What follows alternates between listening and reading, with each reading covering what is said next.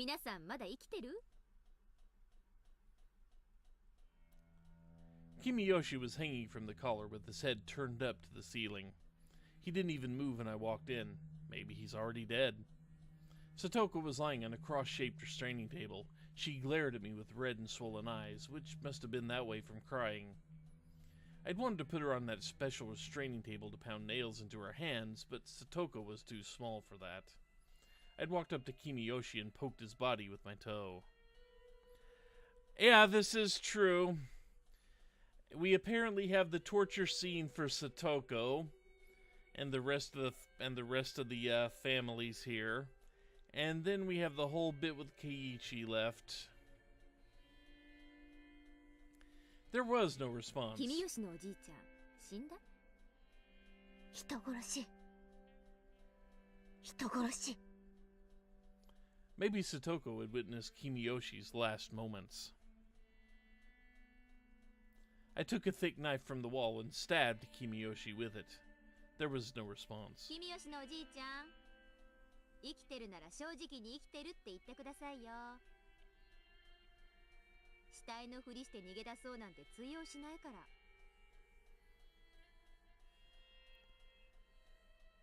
Well, I mean, I assumed that she actually killed off Satoko before she went to go hide the bicycle and all that, but no, she kept her alive.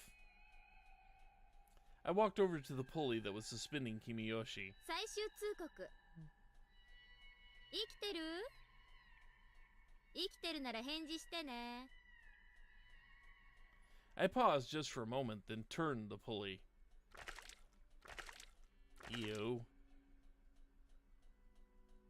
Kimiyoshi's body swayed strangely in the air.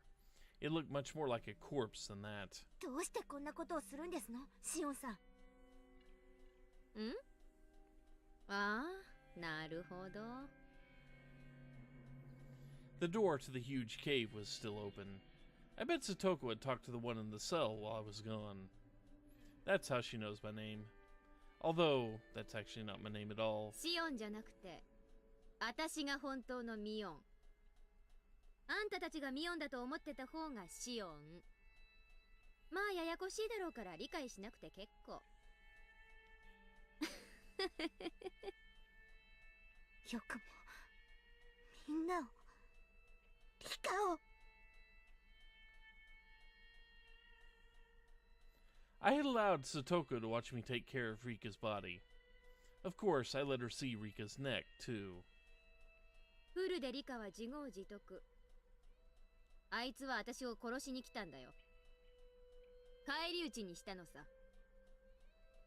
そんなことあるわけありませんわ。リカがそんなことするわけない。信じないならそれでもいいよ。あんたにはどうでもいいことだし。私をどうするつもりなんですの？殺す。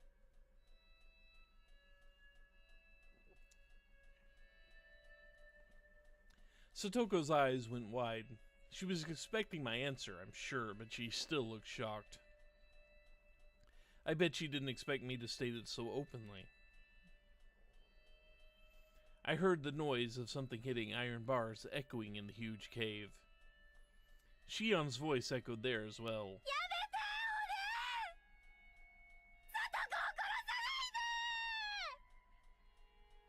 I answered her clearly.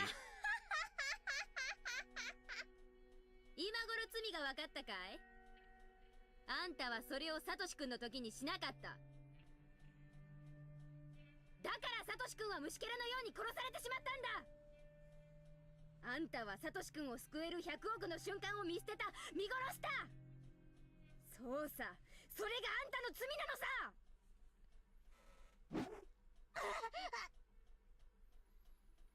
Before even finishing my sentence, I stabbed Satoko's right arm. Her blood started to flow out. This was nothing compared to what happened to Rika Furude. I twisted the knife into Satoko's arm. She bit down hard, crying.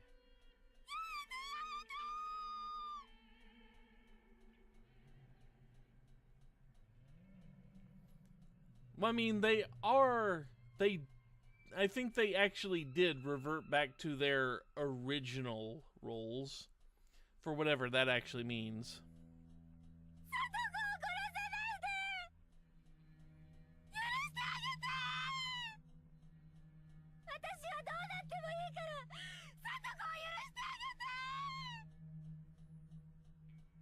Why couldn't you say that for Satoshi-kun?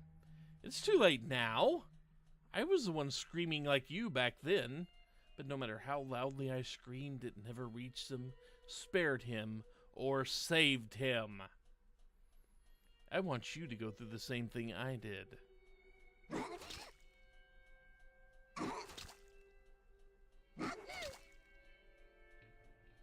I stabbed Satoko's arm repeatedly, but the knife kept hitting her bone. It didn't feel like I was cutting any of her flesh.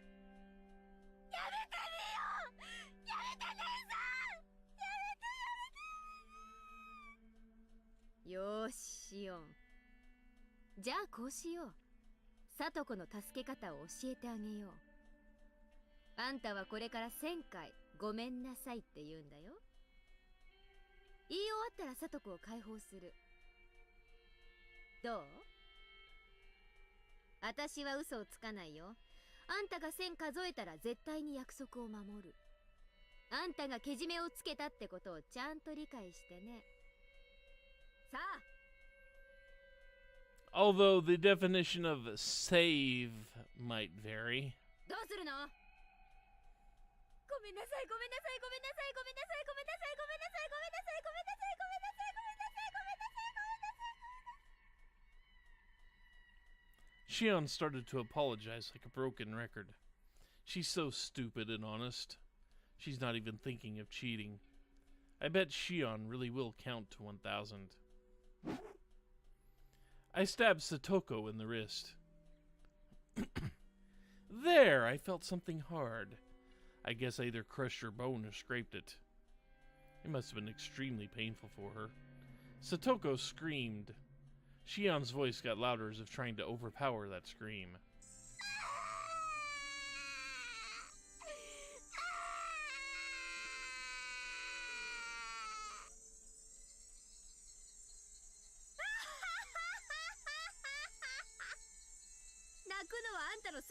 Niii 泣けばニーニーが来てくれる？ニーニーがかけてきて私を跳ね飛ばしてあんたを助けてくれるのかな？ Boy, twisting the physical and mental blades here, isn't she? The knife was still in Satoko's wrist. I slid it towards her elbow. Ah! Ow!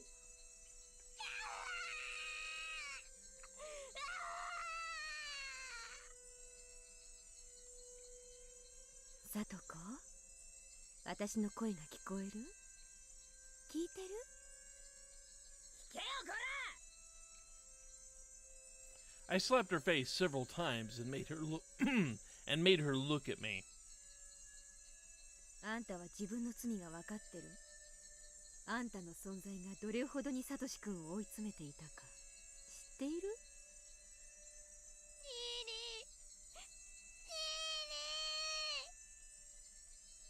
そう。あんたはニーニーって泣けばよかった。泣きさえすればいつもサトシ君がかばってくれた。でもね、サトシ君の負担ってものを考えたことがある？サトシ君はね、あんたのヒーローでなければ不死身でもない。あんたと同じに傷つけば血も流れ、痛めばうめく、全く同じ人間なの。あんたの代わりに矢面に立ってくれたサトシ君の痛みをあんたは理解していたの？してない。しようとさえしなかった。あんたはサトシ君に甘えてた。サトシ君に寄生していた。そうさ、サトシ君が傷ついて流すその血を舐めてお前は生きてきたのさ。そんな呪われた身でありながらこの後に及んでまだサトシ君の名を呼ぶのか。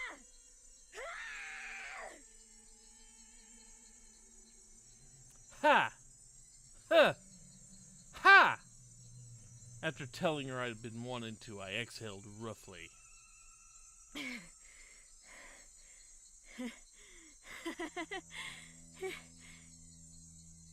あんたはその罪を今から償うのさ。私の手によってね。好きなだけ泣き叫べばいい。そしていくら泣いてもサトシ君が助けに来てくれないことを知るがいい。そう、お前が追い詰めた、お前がいなくした、お前がサトシ君を殺してしまったんだ。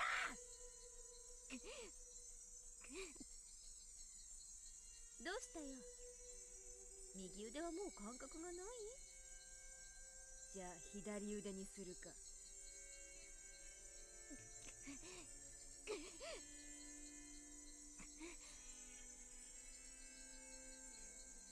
I stabbed her left arm repeatedly and her blood flowed out. But Satoko's reactions weren't fun anymore.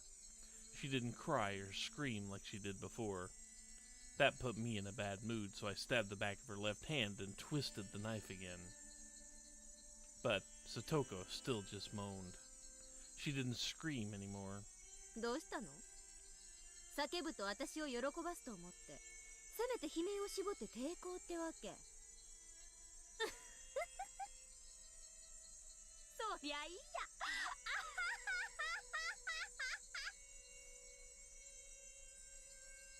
Satoko was unfazed by my mad laughter. She looked at me with gritted teeth and resignation. ええ、私もそう思ってましたのよ。はあ？私がニーニーを追い詰めたからいなくなってしまった。ニーニーがいなくなったその日にもう気づいてましたのよ。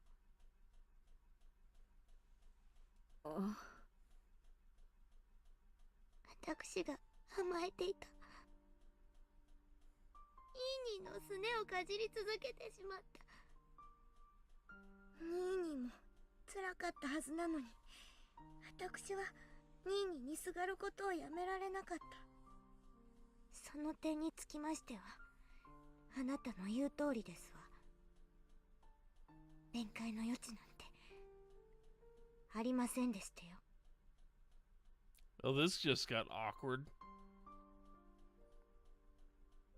Satoko didn't sound as if she was mocking me or trying to please me. She spoke so naturally. ちょっと意外だね。あんたが自分の罪に自覚があったとはね。ニーニーはきっと帰ってきてくれる。いつかきっと帰ってくるんですの。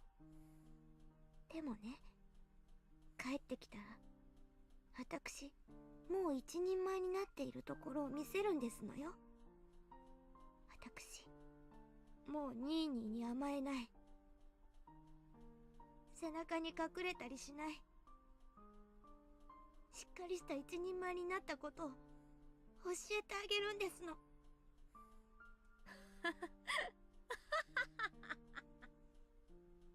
帰ってきたらいいね。帰ってきたら。I stabbed Satoko's arm in a mad frenzy, but she still didn't even scream. She bit down tightly and swallowed her pain instead. ニーニーはきっと帰ってきてくれますの。絶対に帰ってきてくれますの。それまで待ってるんですのよ。そしてニーニーに今まで甘えてきて本当にごめんなさいって謝るんですの。それまで負けるものか。もう私は絶対にニーニーに甘えたりしないの。どんな苦難にもニーニーの助けを呼ばない。呼ばない。泣かない。叫ばない。泣いたらニーニーが来てしまう。だから私は一人で耐えてみせるんですのよ。上等抜かすな小娘が。私をいじめて楽しいならいくらでもお楽しみ遊ばせ。でもね、それで私がニーニーに助けを求めたりするのを期待しているんでしたら、お気の毒ですわね。私は泣かないんだから、絶対に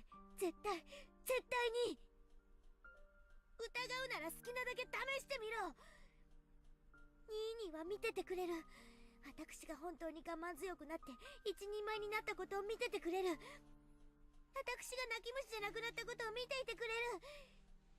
それをニーニーが見届けてくれたとき、きっとニーニーは帰ってきてくれるんですのよ。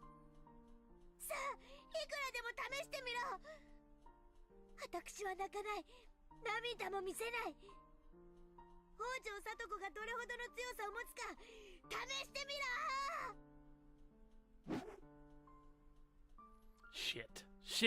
Shit! I'll show her. Take that, and that, and that! ニーニー、見てますわよね。見ててくれますわよね。聡子はこんなにも我慢強くなったんですのよ。もう何が起こってもへこたれませんの。こんなことこの程度で、こんなくらいで私は泣かない。助けを呼ばない。耐えられる。耐えてみせる。ニーニーが私に代わって傷ついてくれた痛みにはこんなのはるかに及ばないんだから。Shit! Why doesn't she feel the pain? Doesn't it hurt? There's no way it doesn't. I've been stabbing her so much and the knife went in so deep. Her blood is poured on the ground. I've been turning her flesh inside out. How can she still talk that way? Why doesn't she cry and scream? After Satoko said what she wanted to say, she shut her mouth. She didn't say a word after that. No matter how much I stabbed her, twisted the knife toward her, and ripped out her flesh, she didn't even make a sound. What in the world is this? This isn't the Satoko I know. Satoko was never as strong as this. If Satoko was this strong, she wouldn't have been a burden to Satoshi-kun. Why wasn't she as strong before? It's too late. Everything is too late. This idiot's maturity came far too late. Her blood made my hands slippery and I dropped the knife.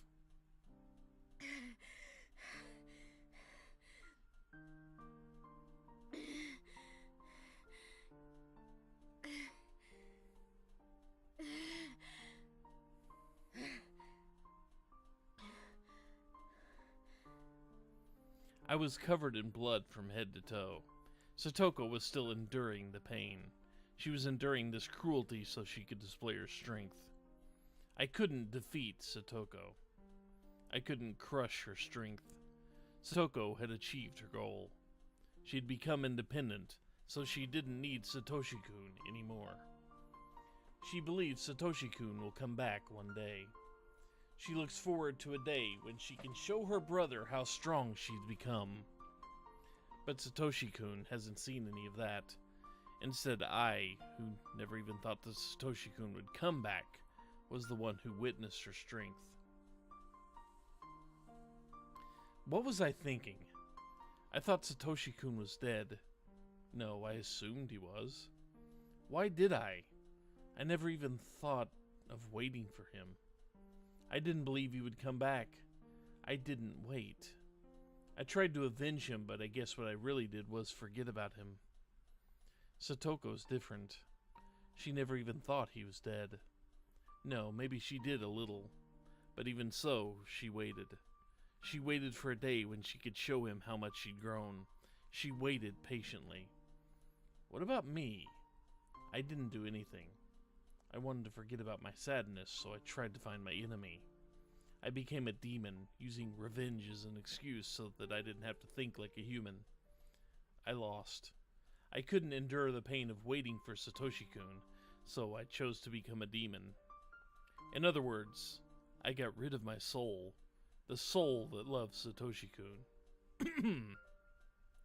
In other words, I got rid of Satoshi-kun himself. Satoko won. While she'd been gritting her teeth before, her mouth had gone slack. Her eyelids were half shut, but I could see her eyes a little. They looked like she was dreaming about something happy.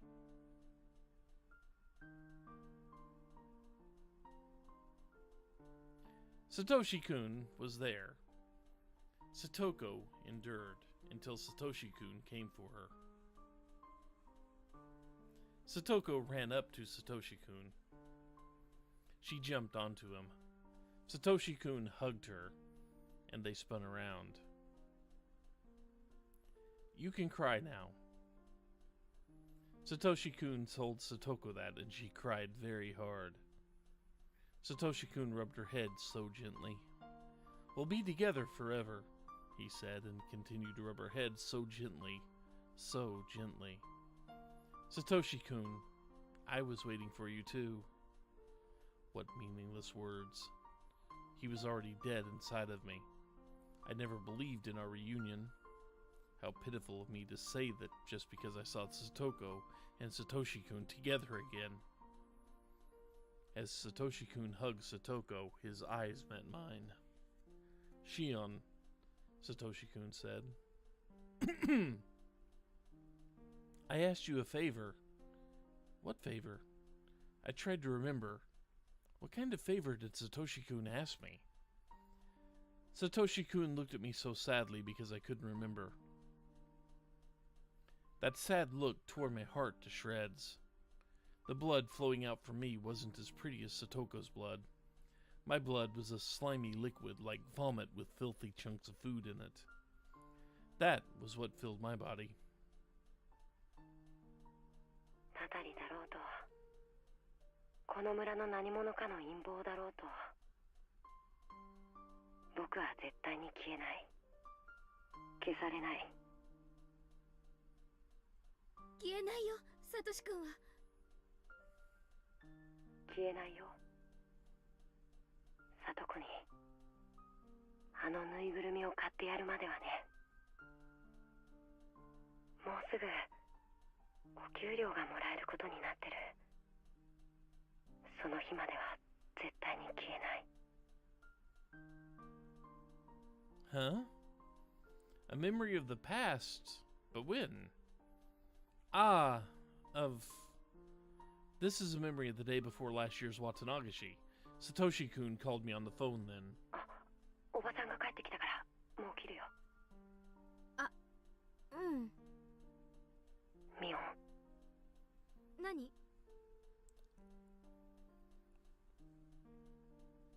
His aunt was home, so I'm sure he wanted to hang up as quickly as possible. Satoshi-kun paused and spoke. I'll leave Satoko to you. My knees and elbows started to shake. My teeth chattered and my fingers were shivering. Satoshi-kun had asked me to...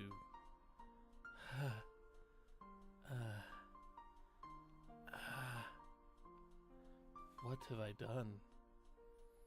I couldn't wait for Satoshi-kun to come back. So I filled myself with evil thoughts and acted as I pleased. I didn't believe he'd ever return. I even forgot about Satoshi-kun's last request. How can I say I love him? I just wanted to forget about my feelings of loss, so I made myself all bloody. How can I welcome him back now? I didn't believe Satoshi-kun would come back. I didn't believe Satoshi-kun was alive. I didn't think he was alive, so I thought he was dead. I believed in his death. I killed him in myself. Nobody else did. I did that. But Satoko believed until the very end. And she was rewarded in her final moments. Satoko wasn't here anymore. She had no more need for her bloody, painful shell. But I'm still here, trapped in my bloody, tainted flesh. I'm going to rot inside of it. Satoshi-kun was waiting for both Satoko and me. But to be reunited with Satoshi-kun, we had to keep our promises. Satoko's promise was to be strong. Satoko kept that promise until the bitter end. And Satoshi-kun embraced her. My promise was to take care of Satoko for Satoshi-kun. I never kept the promise from the beginning. Therefore, Satoshi-kun will never embrace me. Even if I were to rub Satoko's wounds and ask her if they hurt, that wouldn't mean anything.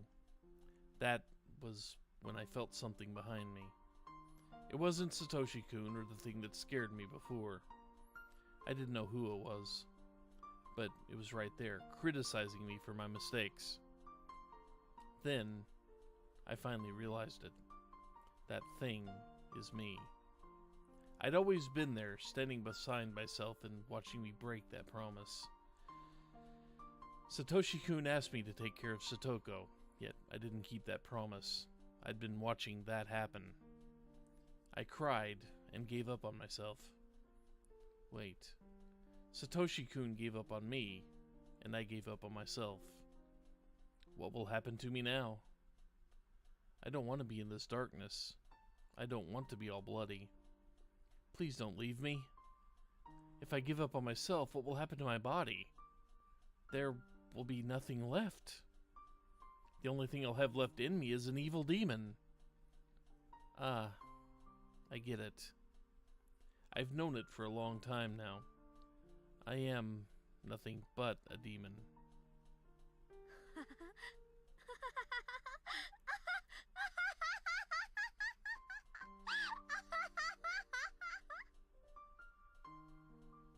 A demon doesn't feel sad. A demon's heart can never be in pain. A demon doesn't cry. Shion was still apologizing. She believed that was the only way for her to save Satoko. Her voice was growing hoarse and weak. Shion! もう数えなくていいよ。ご苦労さん。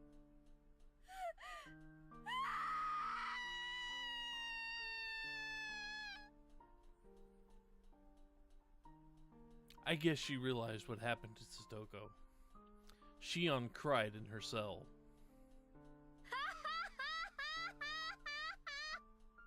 鬼ってのも悪くないね。人が泣いたり叫んだりするのを見るのがこんなにも楽しいものだなんて知らなかったよ。私も人の世ってやつを十分に楽しませてもらったからね。そのうち自らの命を絶って鬼の国へ帰らせてもらうよ。でも安心しな。その前にちゃんとあんたは殺していく。あんたを殺すために今があるんだもの。私はそのためにいる。That's reassuring. 人を嘆かせて泣き声をすするのが私の鬼の優越だもんね。そうだ。あんたはケイちゃんが好きだったね。よし。あんたの前でケイちゃんを引き裂いてあげるよ。これは極めつけだね。その後にあんたを殺し、私も殺そう。そうさ。鬼ヶ淵村は鬼の村。かつて鬼ヶ淵より湧き出した鬼が村を襲った伝承のある村。私もまた伝承の鬼たちのように猛威を振るい、そしてお社様の裁きを待とう。それでこそひなみ沢村にふさわしい災禍と言えるだろうね。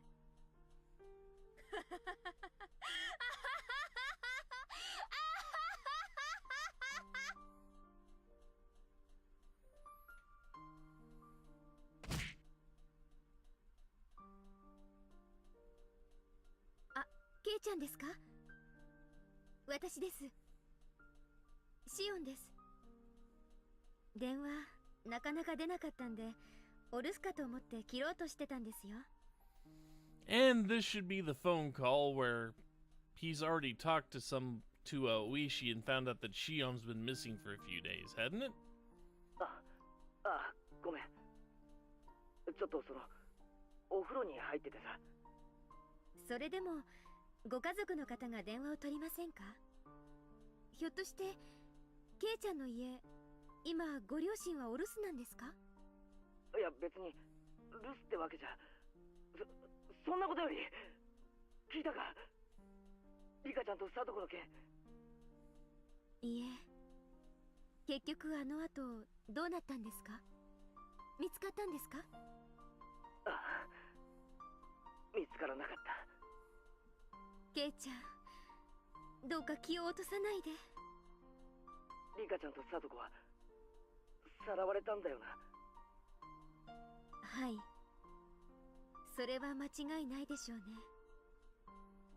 リカちゃんとサトコは、いや、ごめん。村長さんはさらわれてどうなったと思う？まだ生きてるんだろうか？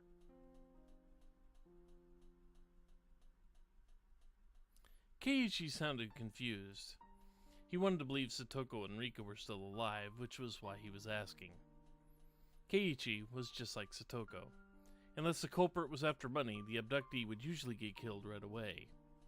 I'd never assumed they'd still be alive, but Keiichi was trying to hold on to a little hope. I could feel his strength. It was much greater than mine. I'm a demon, so I didn't come up with an excuse. 殺されちゃったんだと思います。おいおい、そんなにあっさり。人間をさらってその状態を維持するのってとても大変なことだと思います。人質にするんでもない限り、用が済んだら殺しちゃうのが一番合理的じゃないかと。殺しちゃうって、そんなにあっさり。人の命を何だと思ってやがるんだ。恐ろしいことだとは思いますが、多分そうではないかと。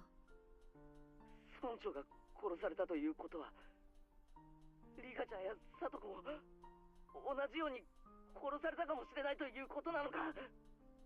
いや、そんなはずは。どっかのじじいとはわけが違うぞ。リカちゃんだぞ、サトコだぞ。そんなにあっさりと殺すはずは。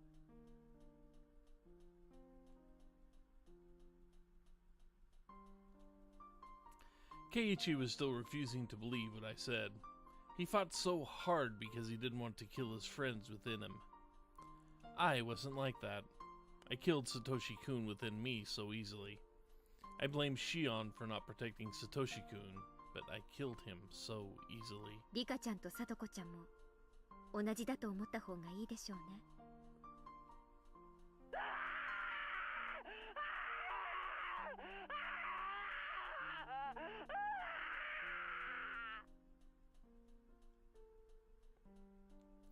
Keiichi roared and cried. It was like their deaths were physically agonizing to him. どうしてだよ。どうして人をさらったり殺したりするんだよ。たたりだかなんだか知らないが、人の命ってのはそんなに安いのかよ。あっさり消したり殺したり。ええ、全くです。悪魔ですよね。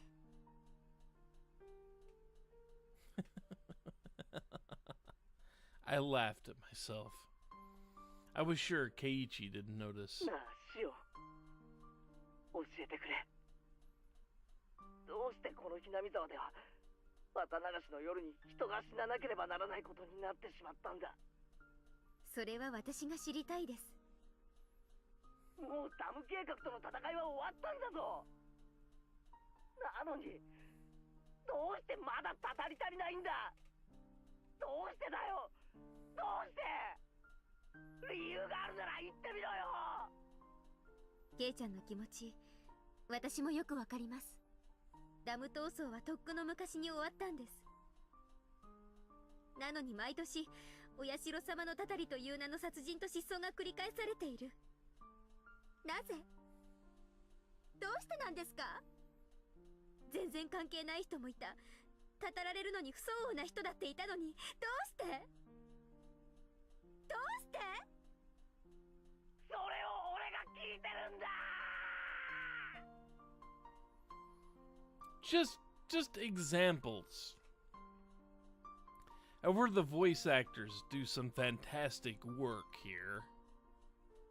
それを私だって知りたいんですよ。Of course, the curse of Oyashiro-sama never existed. It was just a bizarre environment that allowed people to kill in the name of Oyashiro-sama. The environment, and nothing more. Quote the raven, nevermore. Nothing would have happened unless there were demons who danced within it. いいですかお社様のたたりなんて非現実的なものは初めから存在しません。ケイちゃんの言う通り、村の何者かがお社様のたたりというもっともらしい大義名分を利用して綿流しのたびに殺しと失踪を繰り返しているんです。奴らは狡猾でした。たたりを都合よく利用して村の旧敵を毎年2人ずつ消し去るシステムを構築していったんです。そしてこのシステムで今年は高野さんたちが殺された。じゃあ2人で十分じゃねえかよ。どうして村長やリカちゃんやサトコまで殺されなくちゃならないんだよ。それに俺は過去のことは今さらどうでもいいんだ。リカちゃんとサトコがなぜ殺されなくちゃならなかったのか、その一点にしか興味はないんだ。どうしてなんだ。サトコには打ち明けですらないんだぞ。どうしてサトコまで、どうしてなんだ。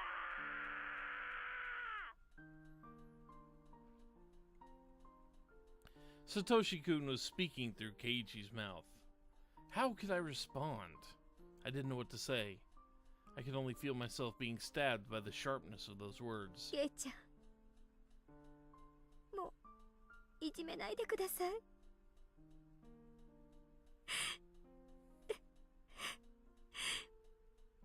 私だって何が何だかわからないんです。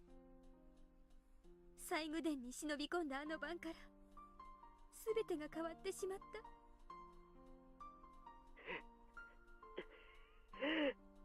あの晩、高野さんたちが死んだと聞き、耳を疑いました。そしてすぐに気づいたんです。今度は自分が狙われる立場になったんだって。忍び込んだのは私たち4人。私とケイちゃんだけが都合よく許してもらえるわけがない。そう思った時、それがどれだけ心細くて恐ろしいことだったか、ケイちゃんにはわかりますよね。だから私、君吉のおじいちゃんに打ち明けたんです。君吉のおじいちゃん、怒らなかった。そしてにっこり笑って、シオンちゃんがちゃんと反省してるなら鬼隠しになんかなるものかって、本当に笑いながら任せなさいって。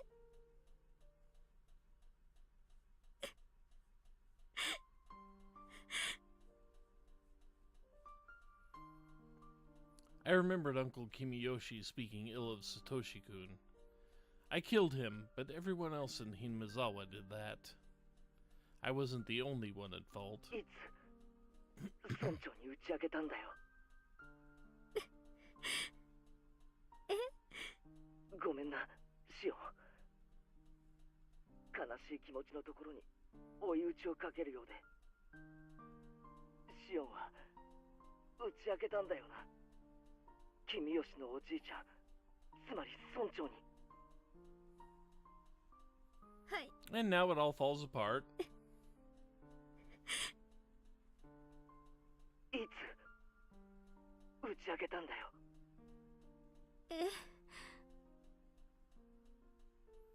Keiichi's tone was becoming sharper. The edge was cruel, but it was a sharp conviction. It wasn't a dull edge that caused excessive pain.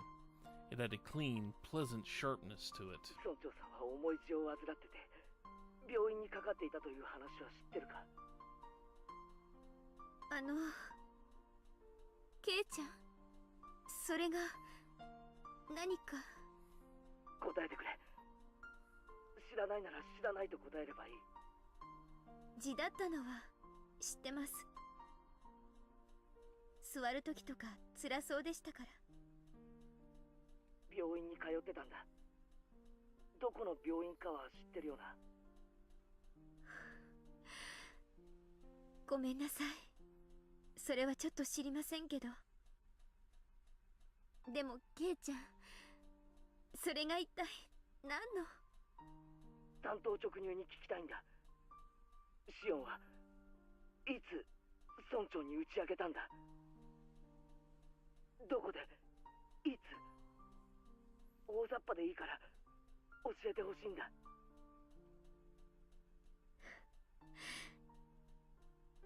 ケイちゃん、なんでそんなことを。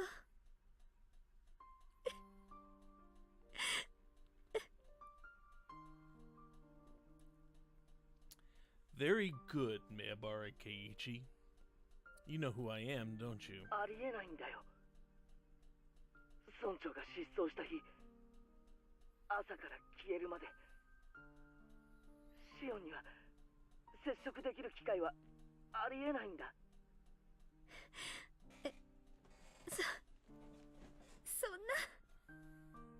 村長は朝一で誰にも内緒の大学病院へ一人で診察に出かけた。シオンは今この病院を知らないと言った。だから帰ってくるまで村長と接触することはできないはずだ。そうだろう。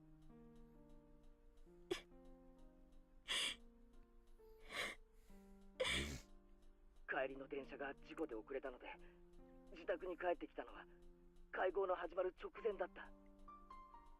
つまり会合が始まるまでの時間にも打ち明ける時間的余裕はないんだ。シオンも一緒に会合に出たのか。そして会合の席上で打ち明けたのか。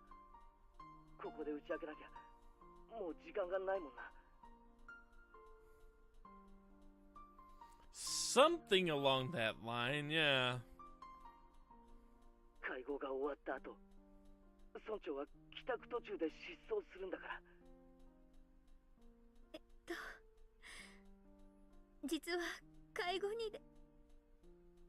あの日シオンが行くと言ったバイトすら君は欠勤してるんだ。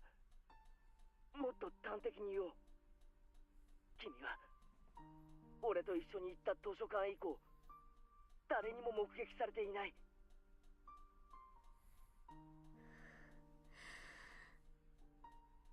ケイちゃん、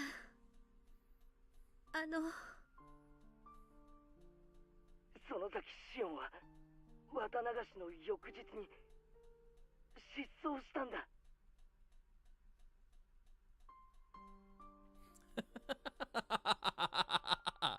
Bingo, Kei-chan.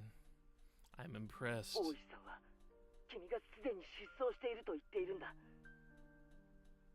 でもシオンはこうして毎晩俺に電話をかけてきてくれただろう。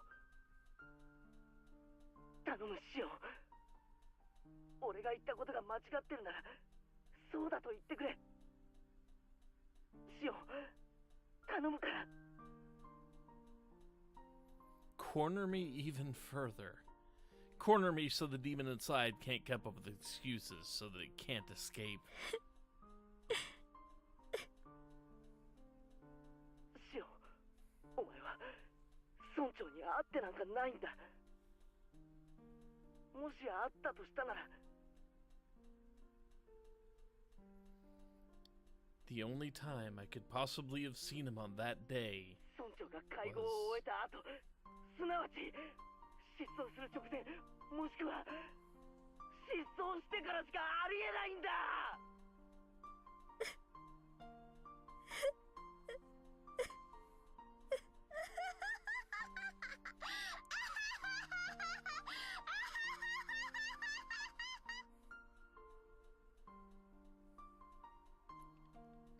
I screeched and screeched with laughter and slammed down the phone. Very good, Kei-chan. That's right. It's me, Dio! Or, I'm the one! Hurry and corner me. Hurry. Let me be free.